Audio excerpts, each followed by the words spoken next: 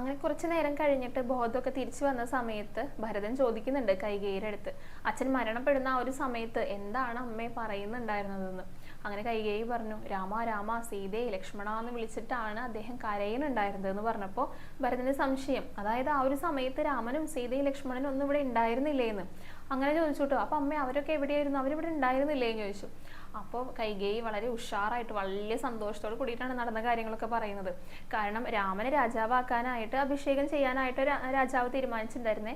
പക്ഷെ എൻ്റെ സാമർത്ഥ്യം കൊണ്ട് രാജ്യം വിട്ടുപോകാതിരിക്കാൻ ഞാനത് നിനക്ക് നേടി തന്നിരിക്കുകയാണ് ഭരത എന്ന് പറഞ്ഞിട്ട് അമ്മയ്ക്ക്, അതായത് കൈകേയിക്ക് ആ വരം ലഭിച്ച കാര്യങ്ങളൊക്കെ പറഞ്ഞു. അത് ചോദിച്ചു വാങ്ങിയതും എന്നിട്ട് രാമന് പകരമായിട്ട് ഭരതനെ രാജാവാക്കി അഭിഷേകം ചെയ്യണമെന്നും രാമനെയും സീതയെയും ലക്ഷ്മണനോടൊപ്പം വനവാസത്തിന് വിടണം എന്ന് പറഞ്ഞതൊക്കെ കൈകേയി വളരെ ഉത്സാഹത്തോടു കൂടി സന്തോഷത്തോടു കൂടിയിട്ടാണ് പറയുന്നത്. ഇതാ ഭരത, നിനക്ക് ഞാൻ രാജ്യമാണ് സമ്മാനമായിട്ട് നൽകിയിരിക്കുന്നതെന്ന് ചിരിച്ചുകൊണ്ട് പറഞ്ഞപ്പോൾ രാമൻ ഇടിവെട്ടേറ്റതുപോലെയാണ് കേട്ടോ ഉണ്ടായിരുന്നത്. കാരണം ഒരിക്കലും അദ്ദേഹം അത് പ്രതീക്ഷിച്ചിരുന്നില്ല.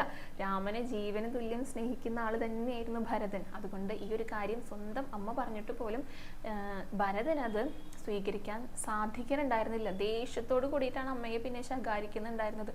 ദുഷ്ടേ, ഭർത്താവിനെ കൊന്നവളെ, നിന്റെ ഗർഭപാത്രത്തിൽ ജനിച്ച എനിക്ക് ഈ ഒരു ശാപമോക്ഷം ഇനി എങ്ങനെയാണ് ലഭിക്കുക എന്നൊക്കെ പറഞ്ഞിട്ട് ശകാരിക്കുകയാണ് കൈകേയി ചെയ്യുന്നുണ്ടായിരുന്നത് കേട്ടോ.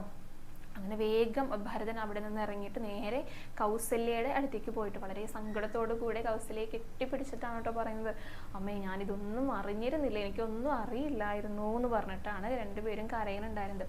അങ്ങനെ കൗസല്യ ആശ്വസിപ്പിക്കുന്നുണ്ട്. അപ്പോൾ തന്നെ വസിഷ്ഠമുനിയും വന്ന് പറയുന്നുണ്ട്, അതായത് കുറേ ജീവിത സത്യങ്ങളെ കുറിച്ചിട്ടൊക്കെ ഭരതൻ്റെ അടുത്ത് അദ്ദേഹം ആ സമയത്ത് സംസാരിക്കുന്നുണ്ട് കേട്ടോ.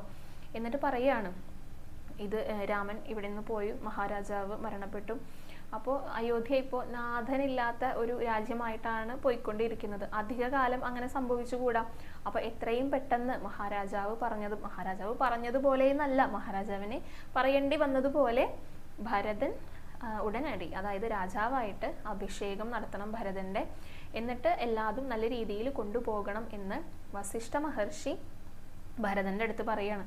പക്ഷേ ഭരതൻ അതൊന്നും സ്വീകരിക്കാൻ അദ്ദേഹത്തിന്റെ മനസ്സിന് അങ്ങനെ ഒരു ചിന്ത പോലും ഉണ്ടായിരുന്നില്ല കേട്ടോ. ജ്യേഷ്ഠനാണ് രാജ്യം ഭരിക്കേണ്ടത്, എന്നെ കൊണ്ട് അതിന് സാധിക്കില്ല, രാജ്യം ജ്യേഷ്ഠൻ്റെതാണ്, രാമൻ്റെതാണ്. ഉടനടി രാമനെയും സീതയെയും ലക്ഷ്മണനെയും ഒക്കെ തിരികെ കൊണ്ടുവരാനായിട്ട് ഞാൻ പോകുന്നതാണ്, അവരില്ലാതെ എനിക്കൊന്നും സാധിക്കില്ല എന്ന് പറഞ്ഞിട്ട് പോകാനായിട്ട് തീരുമാനിക്കുകയാണ്. അപ്പോൾ വസിഷ്ഠമുനിക്ക് ഒന്നും പറയാനായിട്ട് സാധിക്കുന്നില്ല. കാരണം അത്രയേറെ സ്നേഹമാണ് ഈ ഭരതനും രാമനോട് ഉണ്ടായിരുന്നത്.